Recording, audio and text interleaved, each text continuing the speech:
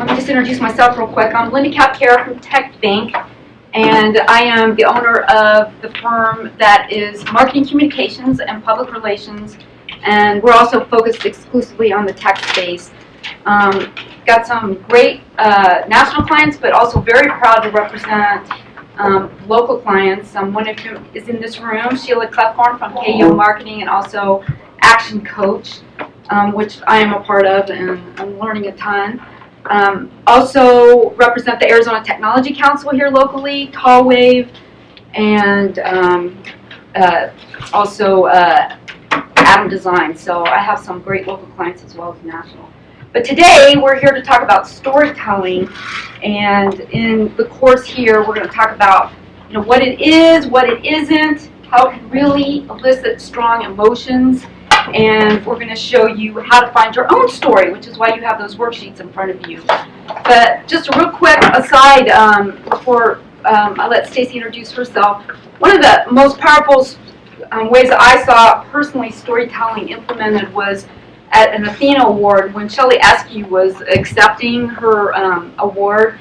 Her coach told her, don't stand up there and say, I'd like to thank, and then start thanking everybody that, I helped her get to where she is. She goes, you get up there and you start with a story. And Shelley got up there and told the story of one of the women in a third world country that Intel had helped through their programs, and it was really powerful. And you capture the whole room that way. So storytelling is about a different way of delivering information, and it can be used in speeches, it can be used in pitches to investors, it can be used in everyday business. So that's what we hope to convey today. And with that, I'll turn it over to Stacy. Hi, I'm Stacy Lloyd. Sometimes I go by Lloyd Stacy. My company is Lloyd Media Group. It's a video production company. We've been around for 10 years. We do all kinds of videos. Website content, animation, company profiles, commercials, event programming,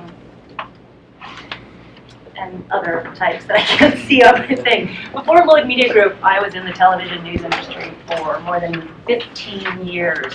I worked in local television stations, news stations, and then I went up to a big national network. Where every day my job, when I was in the news business, every day my job was to seek out information, sort it out, and then tell a great story. And that's what I still love to do today.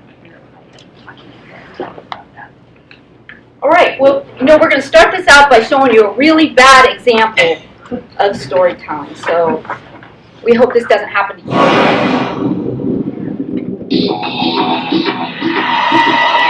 Next up are two doctors from Tucson, Arizona, with an idea to innovate communication in the medical field.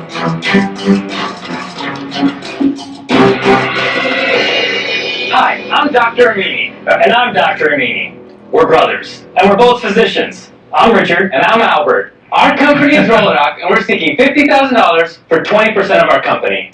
And as physicians, we're constantly communicating with our peers, our patients, and with other medical professionals. And what we've realized is that when it comes to communication, medicine is not in the 21st century. I mean, for crying out loud, we're still using pagers to communicate. What is this, the 80s? Rolodoc is the cure for the old school communication that exists in medicine. Rolodoc allows for secure email between patients, physicians, and other medical professionals. The mobile app allows for instant messaging between them. Take a look at this sample patient profile. Here's Mr. Wonderful's page. He's entered in his information, including his medical problems. It looks like he's suffering from a heart condition, acardia. For those non-medical nerds, this is a condition when a person is literally born without a heart. Not to worry, Mr. Wonderful, because you can then search for physician by state, specialty, or insurance provider. Let's pick surgery. Choosing surgery in Arizona lets you find this young, good-looking surgeon. You can then view his profile and send him a message. The surgeon receives the message instantly and can reply at his convenience. Sharks, with your investment, we will revolutionize the way we communicate in medicine, but most importantly, you'll help us get rid of these pagers and make some money doing it. Is the point that you can personally communicate to the doctors that you have online? Because doctors could be inundated with emails and personal messages. How would they ever keep up with it? What we're really trying to do is bring social media and the social network to the medical profession. What's the social element? You didn't really say. So let's say Kevin O'Leary moves to LA, wants to find a plastic surgeon there, get even sexier than he is already. I don't need that. Even sexier. I'm gonna have a heart attack looking at that. If he wants to go find a doctor right now, he's going to do a search engine, he's going to be inundated with inaccurate information, and he's really going to end up just as confused as when he started. Are you up and running at all? We are in alpha testing right now. We've got 50 users on it, our personal connections that are using it, verifying how it works, how 50 doctors or just total users? Total users. Doctors want to brand themselves, want to advertise. Just like you create a profile on Rolodoc and create a profile on another social network, but those social networks aren't safe. Okay, but let's take a step back. How am I going to convince you, the physician, to put your profile up there and detail the services that you offer? Well, that's easy. There's 800,000 U.S. No, physicians. that's what the market was. Okay. There's 100 places to put profiles. What are you going to do to convince doctors? Just like you have business connections, we have medical connections. We're going to launch in Arizona, Texas, and Chicago. Those are where all those connections are. We have access to multiple doctors, multiple databases. We're going to tell them that this is the best way to brand yourself. How are you going to tell them I'm pulling teeth? I should be a dentist. Are you personally going to quit your practice? You're going to stop doing surgery and you're going to make the call? No, this day and age we can do it with electronics. We can You're going to buy a database? You know what, Send an Marco? email? This is dangerous. How are you vetting these doctors?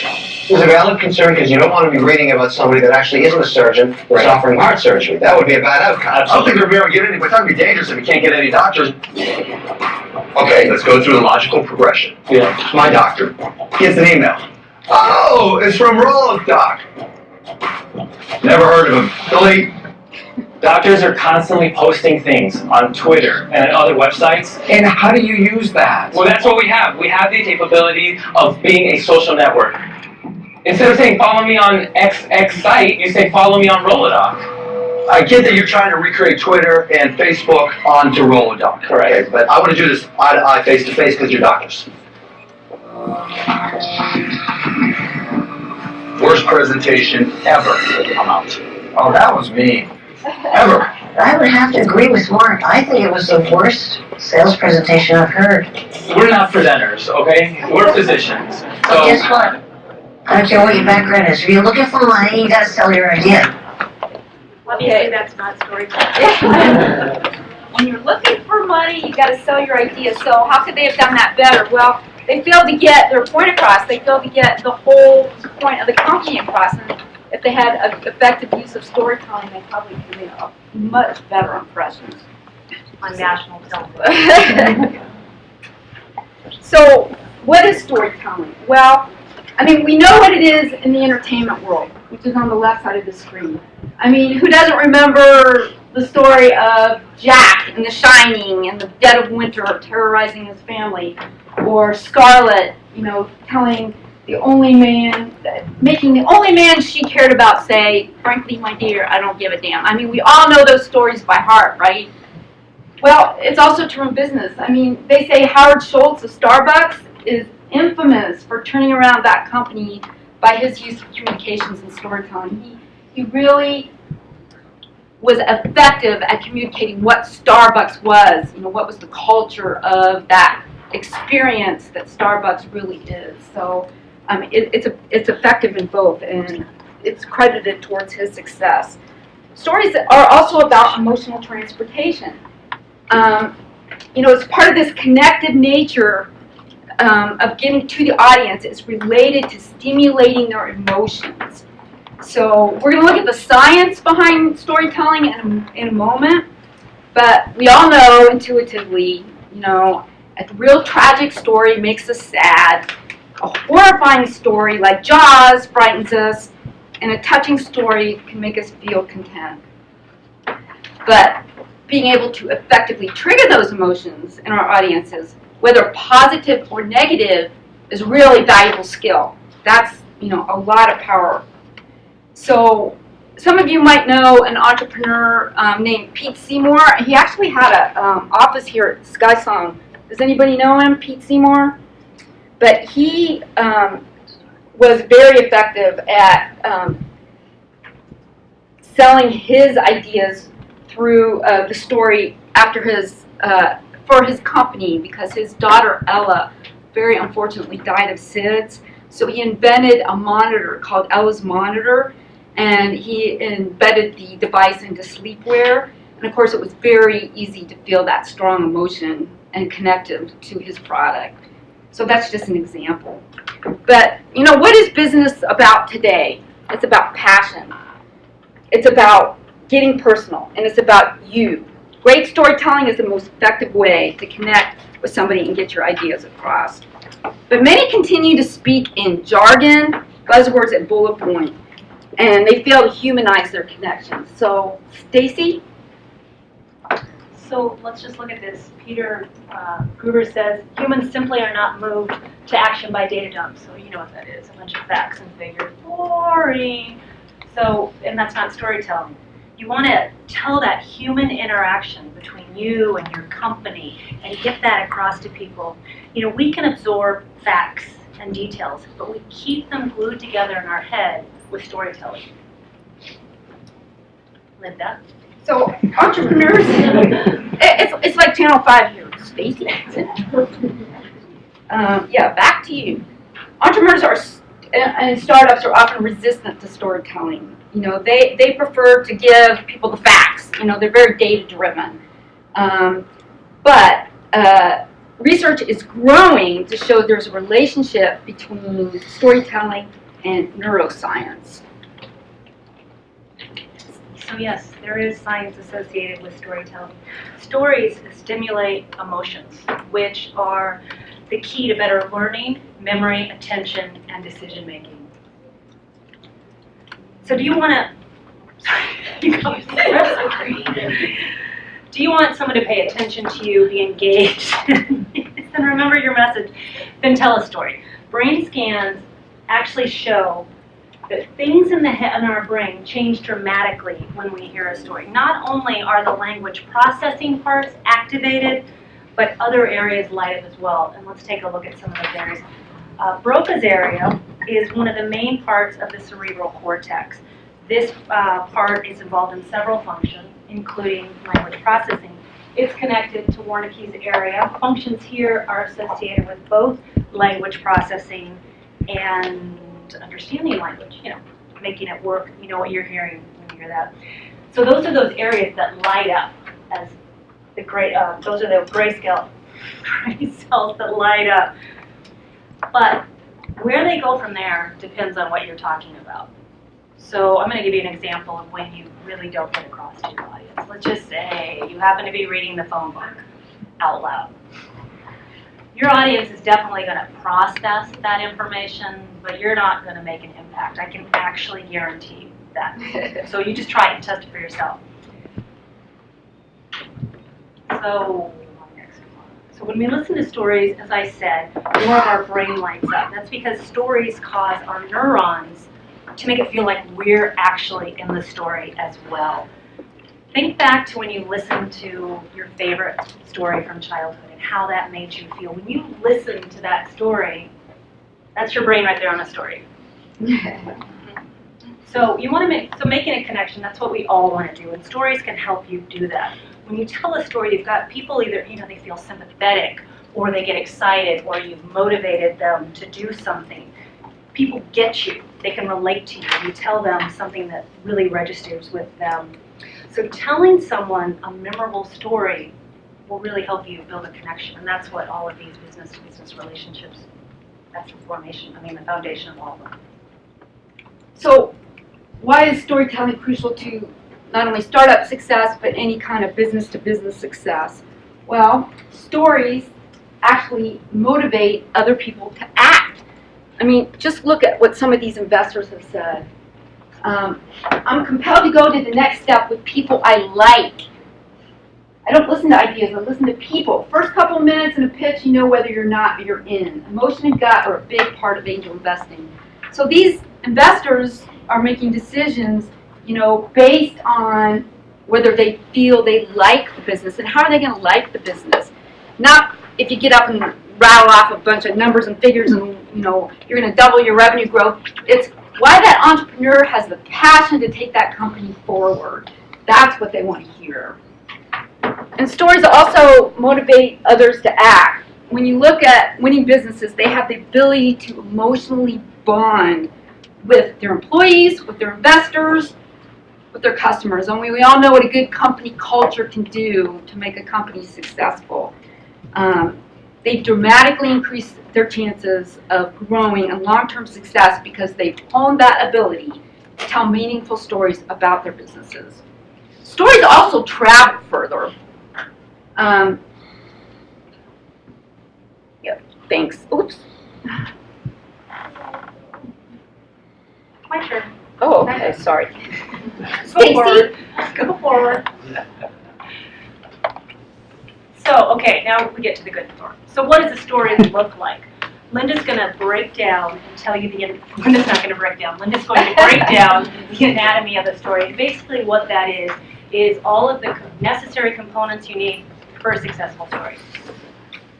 Okay, so here's our lead character. So before we do business with someone, we want to know who they are. That's the most important thing. All good stories develop an intimate connection with the lead character. So they should bring out the humanity of the characters, the people in your company. What's your backstory? Give insight into your own brand personality. Today we're going to look at the anatomy of a story using a fictitious company called Phone RN, and our lead character is Anil. Okay, in our story about Anil, we hear about how he worked 7 years in an IT company at Honeywell, but he was hungry to steer his own ship. He also wanted the flexibility to be able to return to India someday, and he wanted to be closer to his extended family. So that was his why, that was his ambition, which is how a good story always starts. You need to tell your audience what you're doing, and more importantly, where you're going in your business. What's your purpose, your desire, your determination, your motivation? In any story, there's always roadblocks and tension. These elements are important in creating change. We all know that in any movie or TV show we watch, without conflict, there's no story. They always have to have conflict in the movie. It's coming in the TV series. These elements are critical. And what was Anil's conflict? Well, after quitting Honeywell, he did start his own IT services firm, but his wife gave birth to premature twins. Scott, don't worry, it's not going to happen to you. I just read me and I went, uh-oh. His life changed dramatically. For years, the complications were numerous. Medical consultations were often needed, and it wasn't always at a convenient time. They spent long hours in the ERs, many late nights, and he firsthand said, okay, this whole healthcare system is extremely inefficient. I want to change it. So now it's time to bring the story to a resolution. You have to express how and why life changes because of your idea. For Anil, those long waits in the ERs and those late night medical concerns when, he still had to go to work in the morning, but he had to get up and take care of some medical concern that one of the girls had, it sparked an idea. He said, what if I could just pick up the phone and call a registered nurse and get some advice anytime, day or night, and have it cost less than a copay? So Phone RN was born. So for a flat fee of $28, he was able to have his customers speak to a registered nurse and from wherever they might be. So, like every company, you've got multiple stories to tell. And you need several of them. You just don't have one to tell. You have one for your customers, you have one for your investors, you have one for your employees, and you have to start finding your own stories. So how do you do that? Well, that's where I come in. So you've determined your audience, and now you need to figure out the best way to reach them. And so we're going to start with Simon Sinek. I'm sure a lot of you have heard of him. He's famous for coming up with the golden circle, and that's something that can really change your ideas about how to make an impact. So let me explain for those of you who don't know how it works. We'll go from the outside in. What? Everyone on the planet knows what they do or who they represent. How? Obviously how. I don't know why I have to explain. Some people know how they do what they do. And then you move into the middle. Why? Very few people know why they do what they do. Many people, when they tell their story, they go from the outside in. They start from the clearest and then go to the fuzziest. But organizations that make the most impact on people, they go in the opposite direction. They go from the outside in. They start with why. Another thing from Simon Sinek. People don't buy what you do, they buy why you do it. That's why finding your why is so important. We tie in why and ambition together. So finding those is important. It's a big part of helping to set up your story and then make an impact on your audience. All right, so that said, so how do you actually find it? It's important. Well, first I want to tell you that it's important to know. Finding your why is not making a profit. A profit is a result. So you want to ask yourself these questions. Are you driven by a higher purpose? What's your cause or problem you're trying to solve? What's your belief?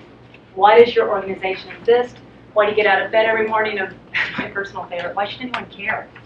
So when you ask yourself these, this will help you come up with what drives you. What's your why? What's your ambition? So now's a good time. You see that we have these lovely homework time. Work time. We put these worksheets out. If you guys want to go ahead and just jot down some examples, you could do it for clients if you're trying to think of a story. If you don't have one, if you have clients, you can get a couple. And while we're doing that, let's think back as something to trigger your memory. Anil's why ambition was that he wanted to steer his own ship. He wanted to start his own IT services firm. I knew I was going to do that, firm. And he eventually wanted to travel back to India. So you got that. And I see people writing. I don't see everyone writing, which is fine. It's not required because I'm looking at you. I just wonder if there's anyone who's willing to volunteer one of their examples. Maybe someone Linda and I know. All of these familiar faces. I guess everyone's avoiding. Okay, Scott, what was your why? Why did you start IDS Technology Marketing? Well, Linda, as a up-and-coming business-to-business marketer, as I like to call myself, Yes. I was in the corporate world, and we hired a lot of agencies that I just wasn't very happy with as a technology marketer. So I decided to go out and change the way marketing was done for technology companies, and grabbed my laptop, started a website, walked into my VP's office, quit my job, got a client, and started going out and marketing myself. Very cool. So you saw the inefficiencies and ineffectiveness of the firms that you had hired. Yes. Sheila, we got one over there's there. someone else. Yes, I was there. I'm Molly Pascalazzo, and I run a content development and marketing firm.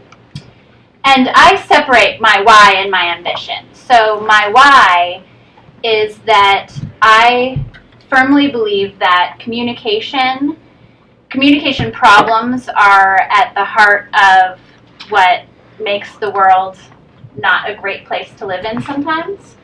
And that's true at the macro level, at the global level, and it's true for companies, and it's true for relationships. That communication is often at the heart of what is broken. And so I started a communication firm to help companies specifically better communicate. Very cool. I think as communications professionals, we can all associate with people that don't communicate very well. So I'm going to put Sheila on the spot because she's a client and I'm allowed to do that. I can get away with it. But, okay, so you already had this very successful KEO marketing firm. Why did you start Action Coach Arizona? Because I care deeply about the economy of Arizona, and I want to create jobs.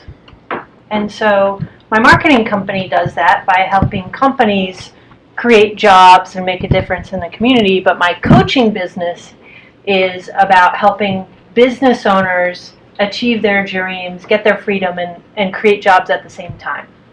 That's a strong why. All of them were very strong whys. We will move on. Linda. All right. So remember, conflict, necessary part. You always know it's coming when you hear a good story. So ask yourself, everybody's got conflict. What were your stumbles? I mean, it didn't come easy. You know, what were the hard times that happened along the way? That's a good part of your story. People want to hear it. Don't leave it out. They know that it's hard. We're all human. So you have to reveal about how you got there.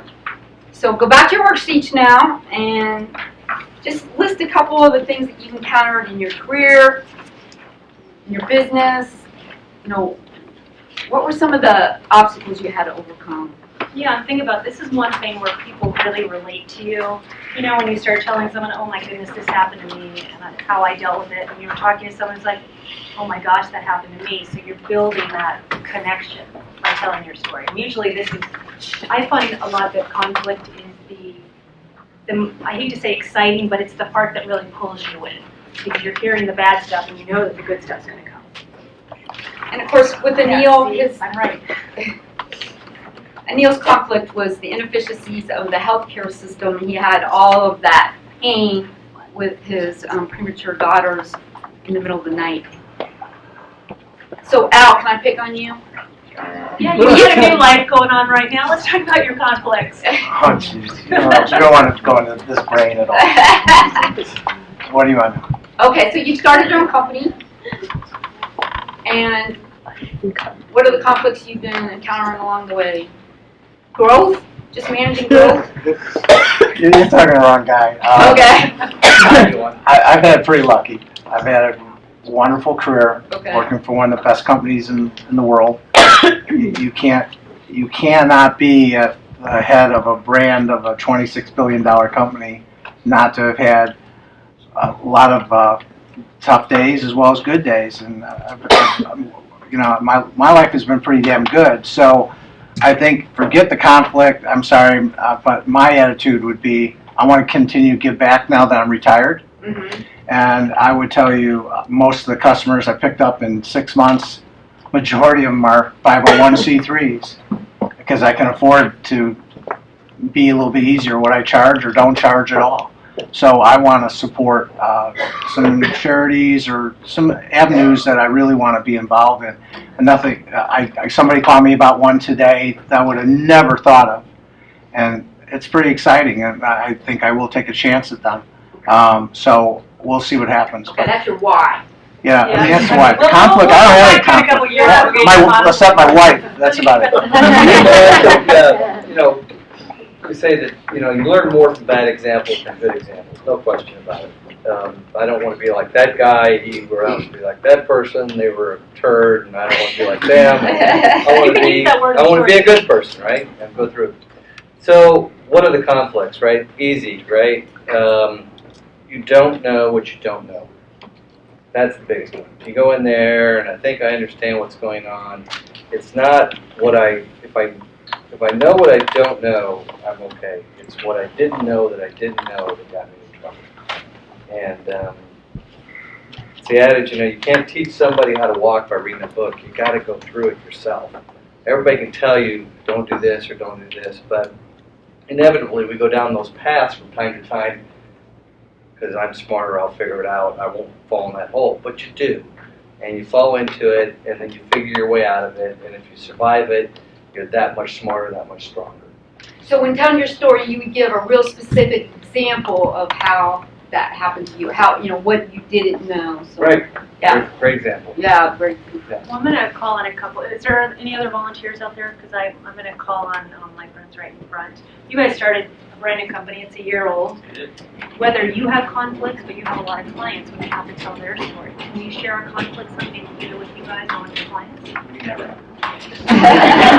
You and Al. Brian and Melissa from Syndicate PR. Their company is a year old.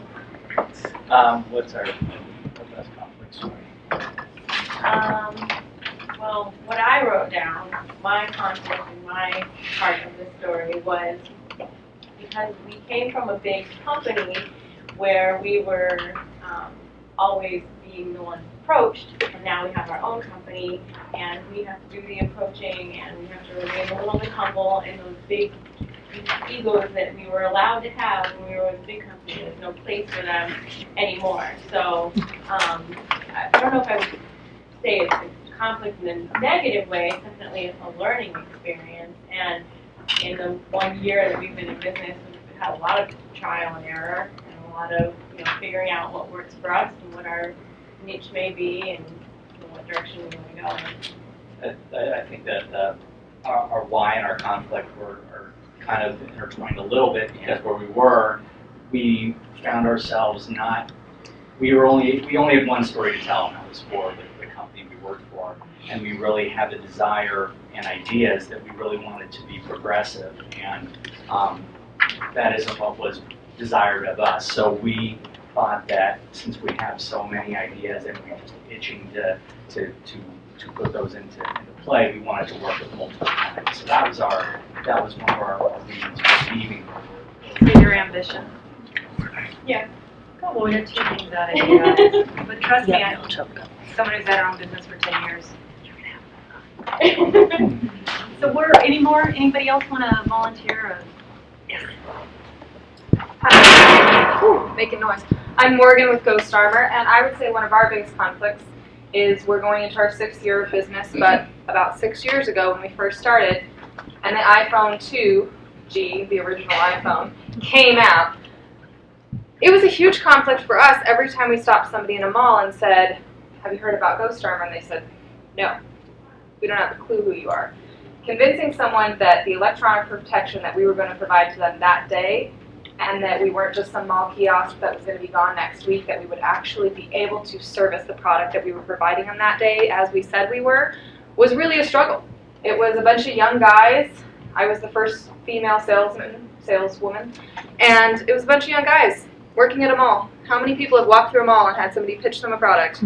Right? Pre-sample? Pre-sample? They pull you in? So it's really, really difficult to overcome that fear of the salesman, number one, and then the kiosk type of business that most people have in their mind, where it's just a holiday business or just here for a few minutes or just one-time stop. It's not really something that provides a service, and we wanted to build it into the longevity of a real business.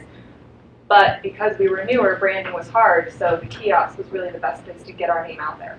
All right, we're going to call on you after our next segment. Oh, that was here's the drum. Resolution. So this, again, is one of the necessary components for storytelling. As Linda mentioned, often you need a different story for a different audience.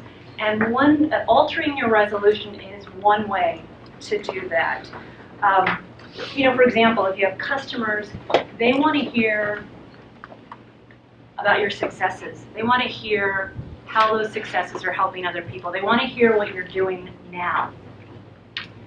Other audiences, however, might be more interested in what's happening in your future. Ask yourself these questions.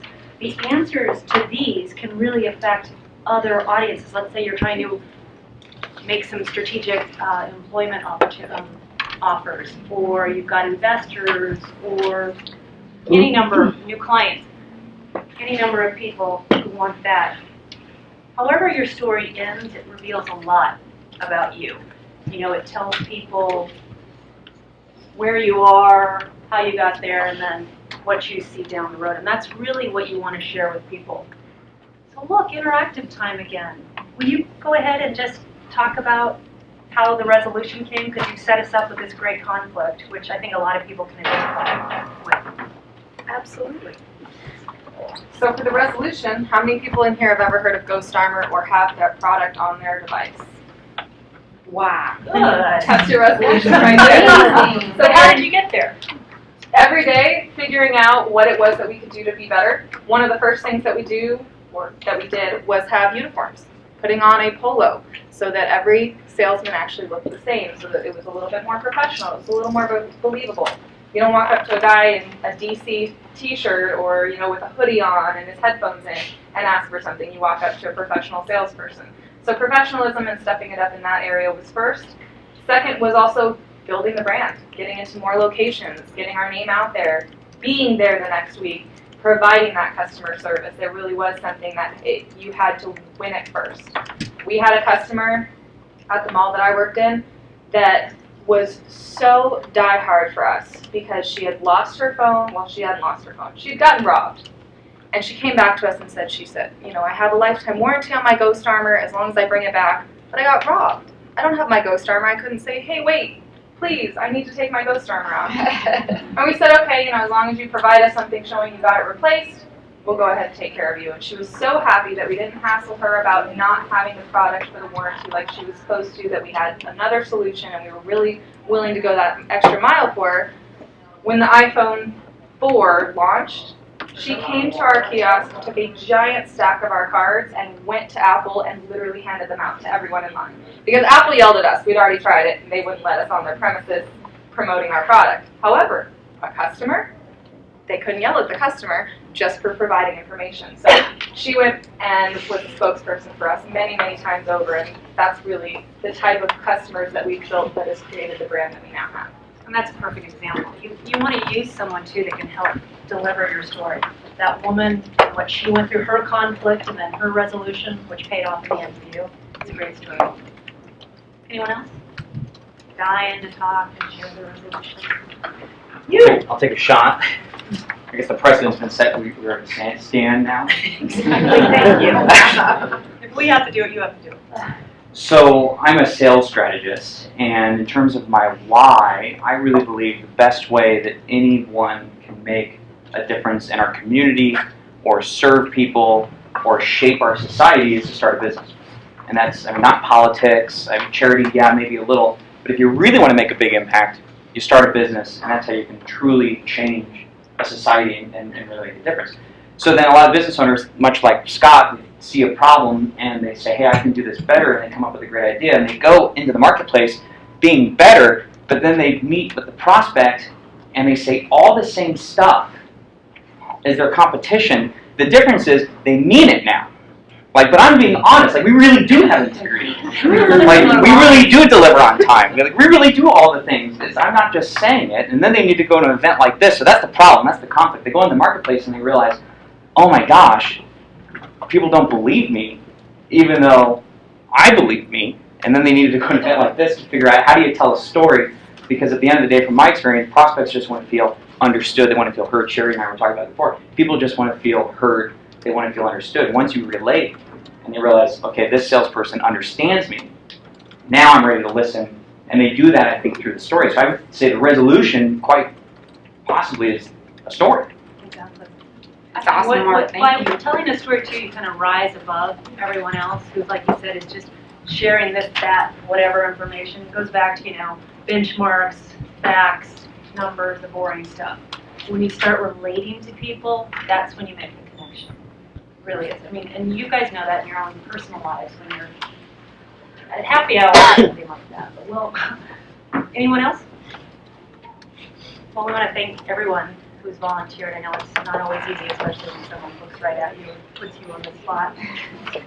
Okay, so how do you know that people are truly listening to you? We'll get to that in just Okay. So how you share your story is just as important as how you tell your story. There's important elements to know when you tell your story. And the first is passion. Here's what an investor says. If I don't think you can do this, I'm not going to invest in you. All of this is conveyed through passion. We don't need to hear it from an investor. Passion works with every single audience. Let's look at Steve Jobs. He's a really good example of passion. He was kind of mean, wasn't really liked by his employees, and wasn't a great speaker. But his passion was undeniable when he spoke about Apple, and that really resonated with his audiences. I mean, I got my iPhone right over there. I'm sure you can see all kinds of products from that. So things like that really work when you resonate with your people. Linda? So how do you know when people are really listening to you? So Mark, you said most people, the entrepreneur gets out there and they go, okay, I'm passionate, but how do I get it across? I mean, how do you know when you're not getting it across? What do you see? Features and benefits. Okay, so, but what is the reaction of the person when you're not connecting with them? Are they, or how do you know when you are connecting with them? Body language. Body language. So they're nodding their head, they're engaged. I mean, they're really listening to you, because once you've got that, then you know that your story's getting through. So you have a very successful story. You got to pull them in, invoke their emotion. So as we said, it's the opposite of jargon. Don't talk like this. I mean, we're in B2B, right? There's so many jargon statements in each one of our vertical industries. And we think that everybody understands it, but they don't. I mean, I have such a hard time with this, with the engineers. I mean, it just, even if you think it's simple, oh, sure they know that acronym. Well, don't assume that. Well, and especially too, because you have clients who are so, want you to say exactly this one thing, and as a communications professional, it's not going to work. And so moving on, convincing them that that's not how to tell a story. Linda? So, go back one slide. I just have one other thing to say. I actually pulled this from a press release. A revolutionary automated 3D cell imaging platform generates high-resolution 3D biosignatures from intact cells. So, I mean, and that was from, they were trying to reach a wide audience with that. I mean, why not just say we invented a 3D imaging device for the automated detection of cancer cells? I mean, so you really got to, simplify it. Make it so that it's human speak. And then add a person that it helped. There you go. All right, so this is back to Pete Seymour and how you're emotionally connected. Obviously, like I said, it was very easy to feel his emotional connection to his daughter Ella that, was a victim of SIDS. So he was using his own personal conflict to tell his story. And when people understand that, they're going to remember your message and your value proposition. He truly, truly wanted to save other parents from going through that emotional hardship. So this brings us to the next chapter. There are several ways to tell your story. And the written word is obviously one of them. I mean, we all know, we've heard content is king. Well, getting it across in press releases, company boilerplates, those are all ways that you can work your story in. Your website, your blog, your articles, these are all examples of the written word. And you have complete control over this, because you write the copy, you're the one that's publishing it, but then you don't have this immediate feedback that you get with social media and different vehicles. But there is definitely a way to weave your stories in. And think back to the Shark Tank. Okay, sorry. So you're also going to want to tell your story out loud. So you want that story to be clear, concise, and compelling. So think back to that Shark Tank pitch. As we said, that wasn't storytelling. They didn't make anyone care. And you saw what happened. That wasn't pretty. Really, who wants Mark Cuban going up to your face and saying, worst pitch ever? I don't. So what you want to do is first, write down your story, and then you all have a good start with this worksheet. You want to write it in your own voice and then edit it until it feels authentic and true. So once you have that, then this is when the out loud part comes. You want to practice. Practice in front of a mirror, practice in front of your friends and family. And here's the thing, you don't have to worry about being perfect. The important thing is just be yourself. Make sure it sounds like you. I need to talk before we do that. Okay, go ahead, Tom. So another vehicle is video storytelling, and obviously, as a video producer, I'm a little biased towards this one. What you're going to see is from Infusionsoft. It has all the components of a successful story. It's got lead characters, it's got why, ambition, conflict, and resolution.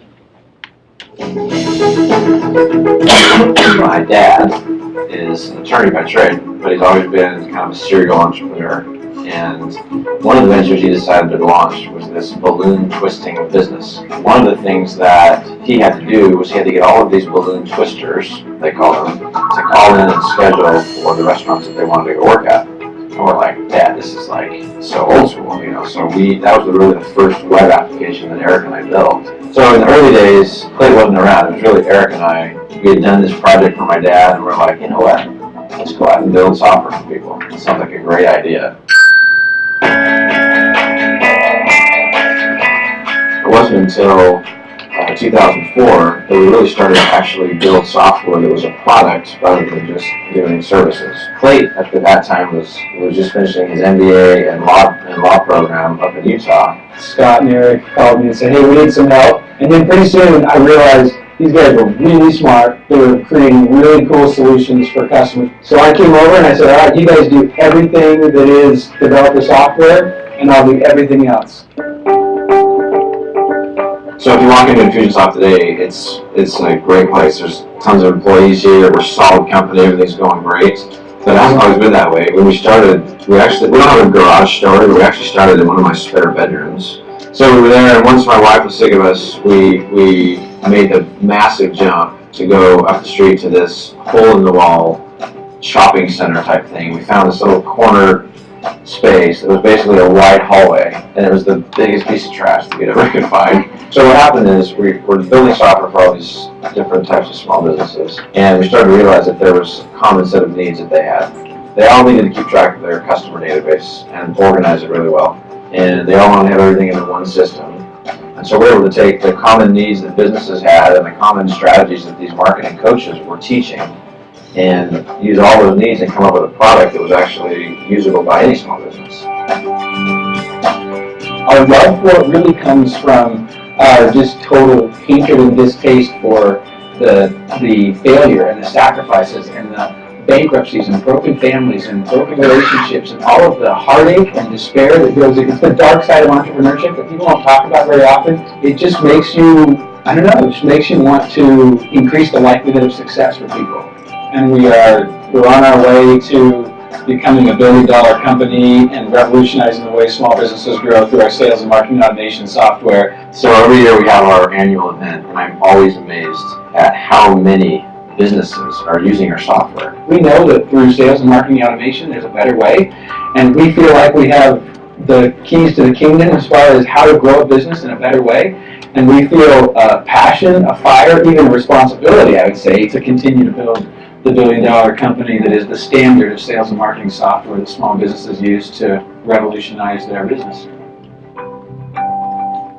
That was a really good story. So all the elements, I mean, I don't know if you noticed, but it wasn't done, like some of their ambition came at the end and some of, the conflict was here and there, but they had all the right components and it was compelling to watch. It was kind of funny too, and so that was one of my favorite parts.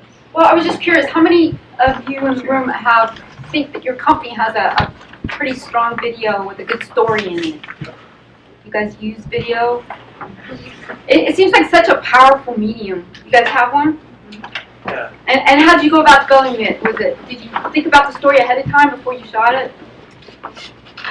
Well, we're Clear Channel. Yeah. So it's pretty, we're a communications company as well, so our business is telling people stories.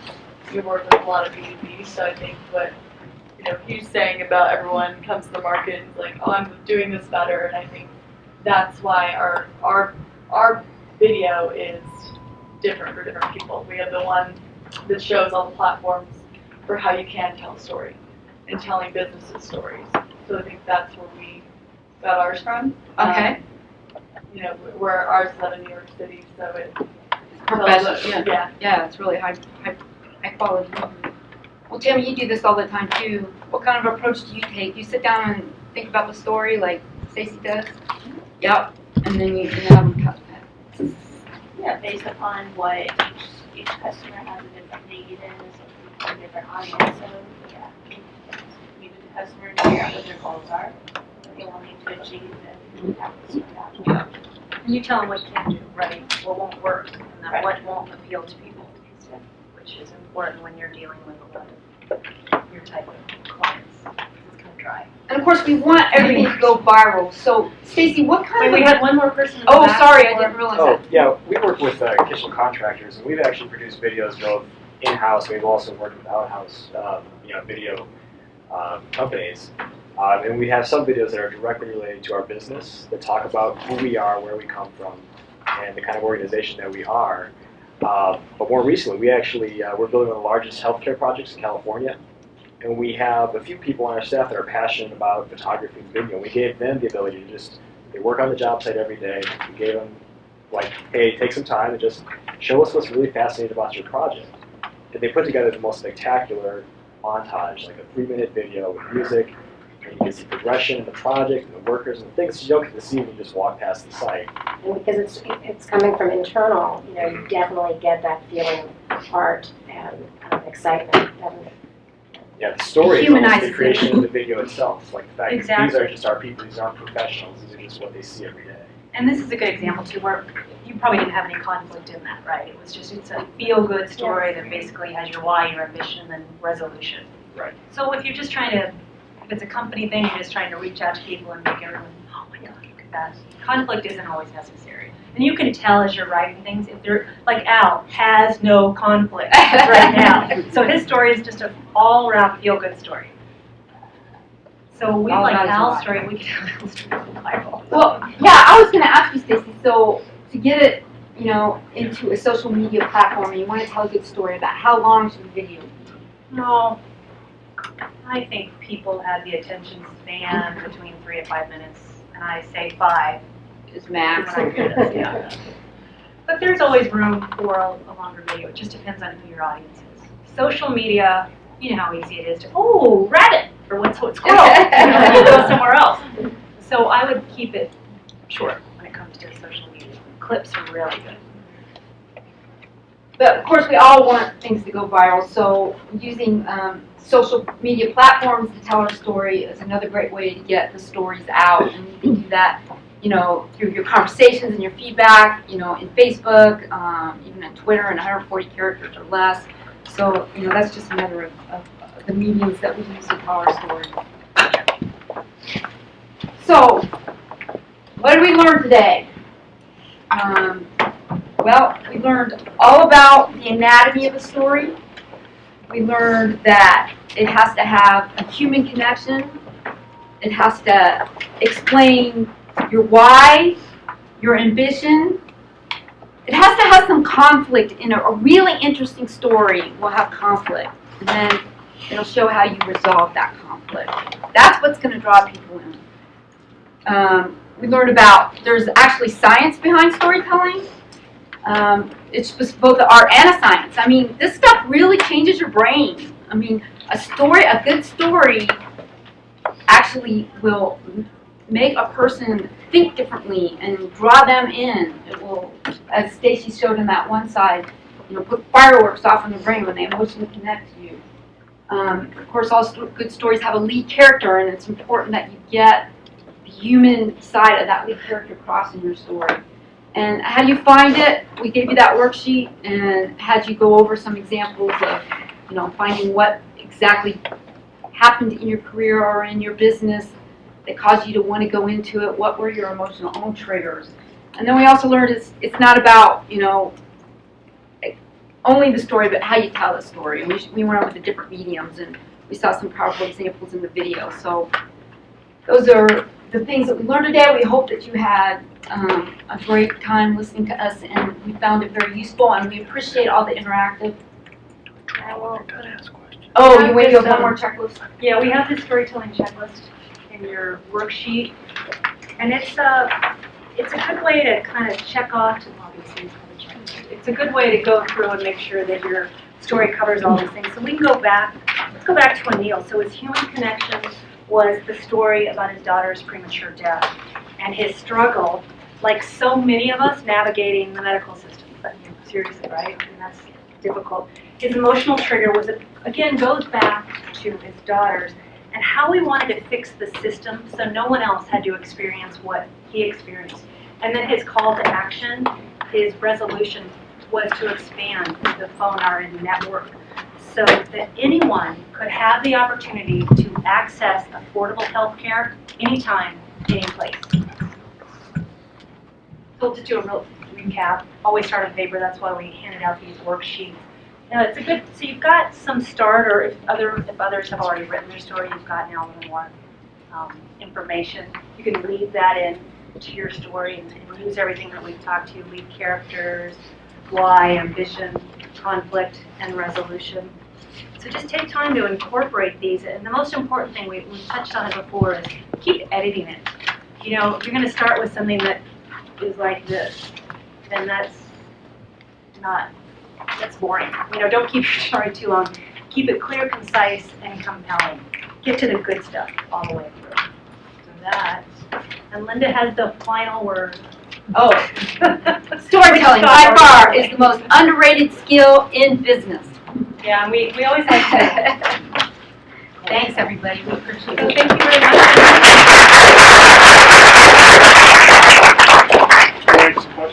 Does anybody have any questions? I think we got Oh, yeah. So, yeah. Any questions? Oh, Molly's got a question. I do. And I'm going to be a little bit contrarian in my question. Okay, introducing some fine. conflict. I handle it. So from the way that you've described storytelling, it sounds like it's a lot about you. So if I'm telling my story, it's about me. How does that, contrast that with what we hear often in content marketing, that it's all about the audience? Is there a time and a place for both, or do they work together in terms of, understanding your audience when you're telling a story, even if it's about you? How do you kind of resolve those competing interests? Well, remember, the story you're telling doesn't always have to be about you. It can be about something completely different. Like, it can be a client story that you're working on. I never tell my own story. I work with people to help tell their stories and then bring them to life via video. So it's about the audience too. And you don't have to use a story with every single thing. If you just need to get a fact across, just get your fact across. I mean, every way you deal with people, you don't want to tell a story every time you go up to someone like, Scott, I gotta tell you something. And every time, that was sort of funny, but anyway. I guess, Molly, try to give us an example, because I see your point, but what I'm thinking is, what you're saying is you're developing the content in for the purpose of that audience, and you want the story to be about the audience and triggering their why and their story. Yeah, so I mean, what I'm thinking when I ask the question is that my test, for example, is always, why should the person care? And from their perspective, what's in it for them? So if I'm the recipient of the story or the content, I'm thinking, so what's in it for me? And is there a way to incorporate that very audience focus in developing content? Incorporate that audience focus while also telling a story. Well, I guess the one example, and then I'll let you give yours. Like, if it's a pizza company and they're trying to get across, the value of the pizza, what's in it for them? Well, they tell the story about how that pizza company was founded in the kitchen of their grandmother, and she handmade these pizzas and put this recipe together, and they just wanted to bring it. So all that. So what's in it for them? It's like, this thing has so much passion and love, and this pizza was so made. Through that story, you're getting across the value proposition to the customer. What do you add to that? Well, your question kind of reminded me of something that we talked about a little bit, and we're in advertising and marketing, and so oftentimes our clients' challenge or conflict in their story literally is gaining more sales or gaining more customers, and they have a conflict and a challenge there. And so we kind of frame the story around they're the hero or the protagonist in the story, and they have the challenge.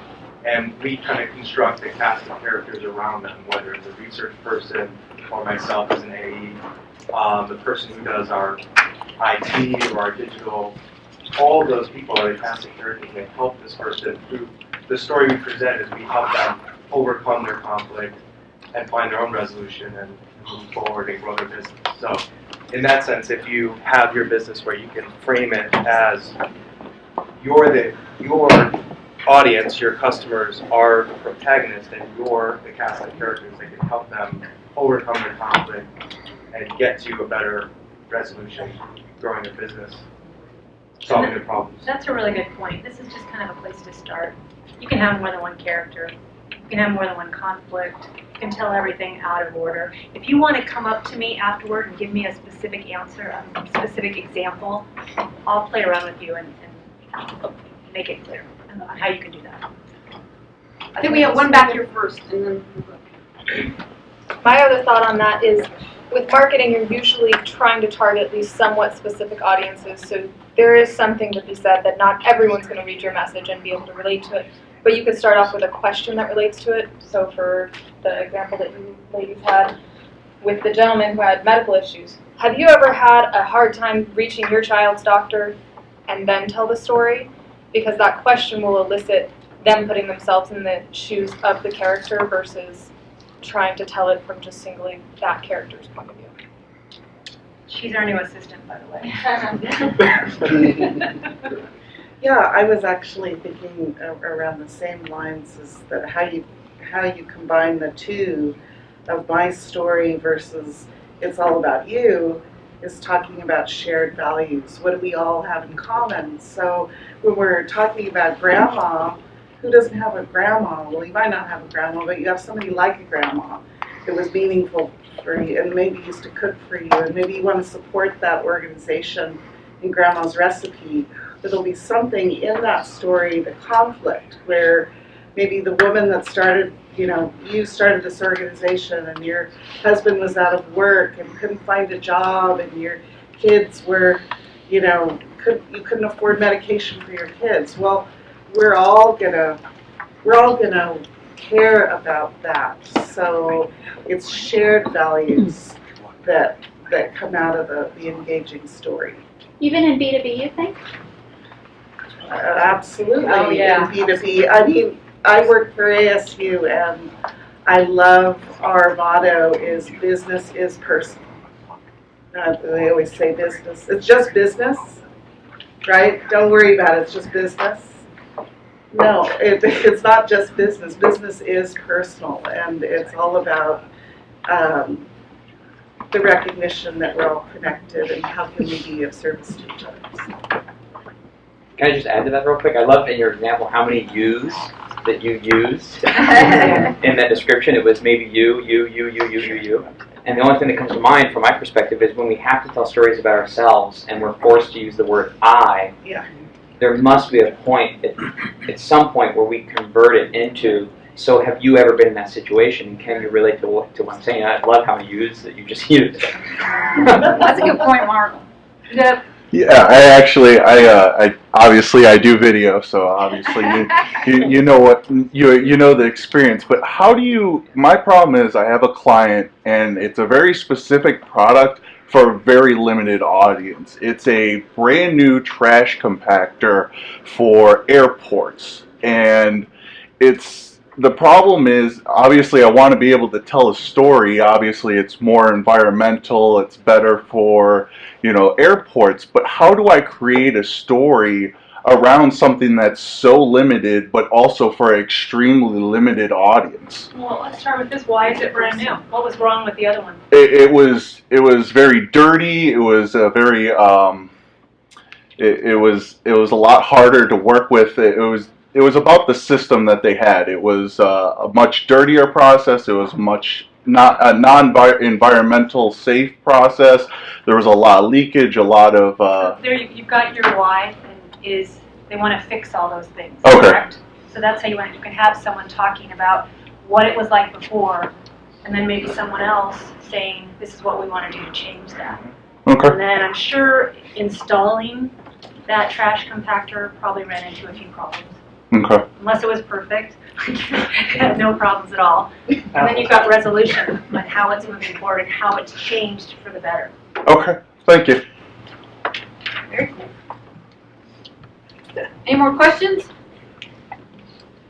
So does anyone have any insight into research that looks at how storytelling in the sales process changes the time to close, the acceleration through the consideration phases? Mark Dennis. I do. I don't want to go again.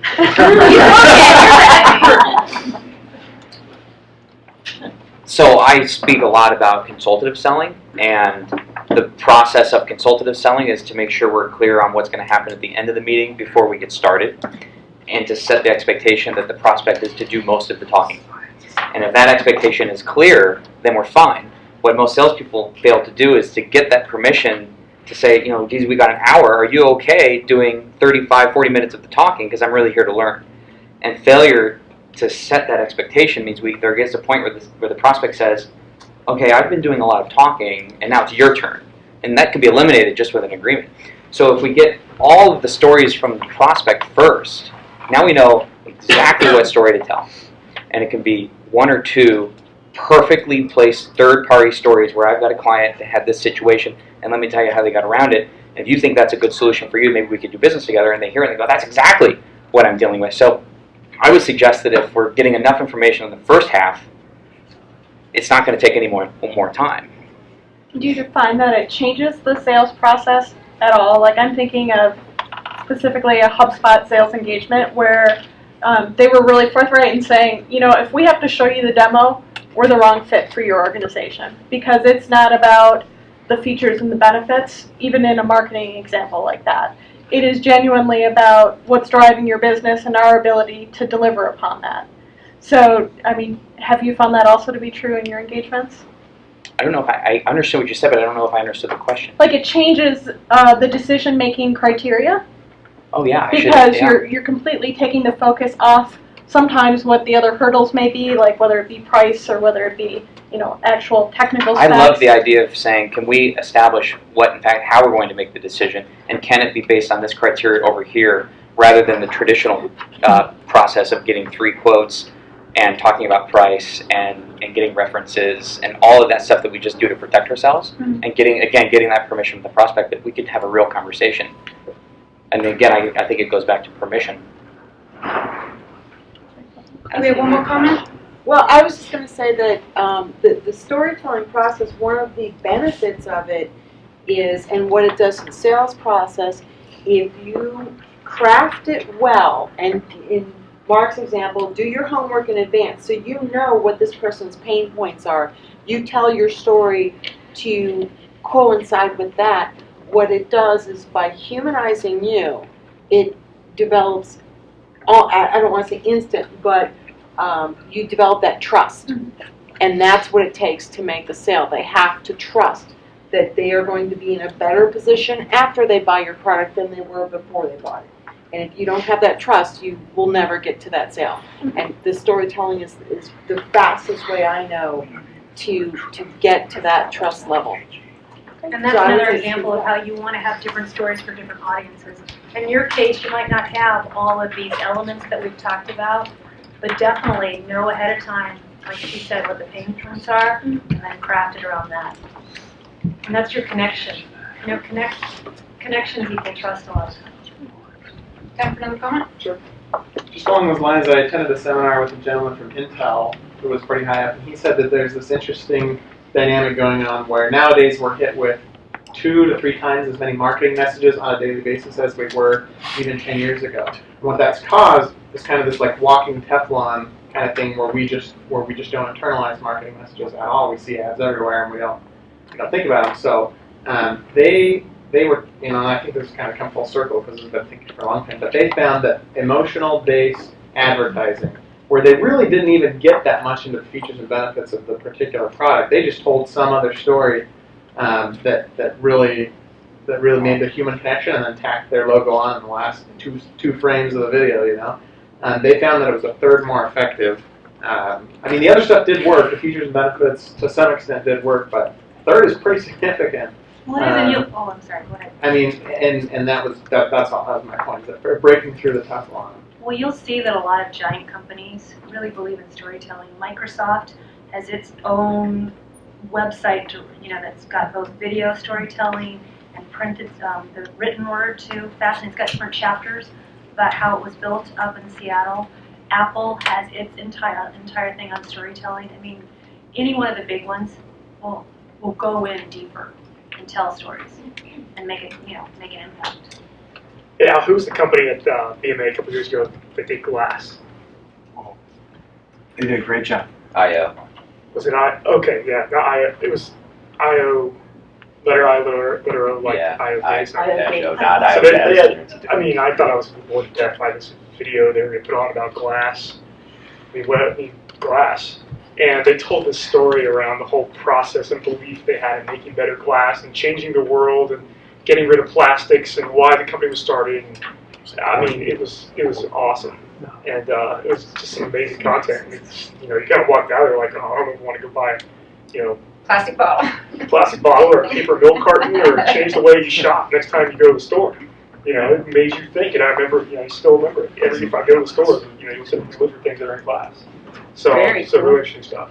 And you know, I also look at, you know, it drives me nuts because I see all this stuff these days about social media and how B2B uses social media wrong, and we haven't figured it out yet.